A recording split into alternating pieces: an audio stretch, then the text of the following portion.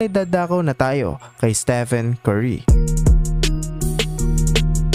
Hindi naman siguro nakakapagtaka kung kasama sa ating listahan si Stephen Curry na maituturing na greatest shooter of all time.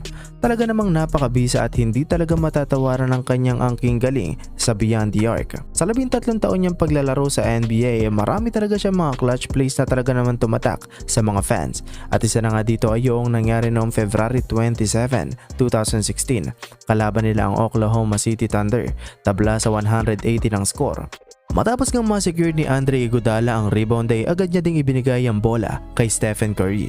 Agara naman siyang bumaba para sa opensa at laking gulat ng karamihan dahil tumira siya agad ng 3 malapit sa logo at ito nga ang naging resulta.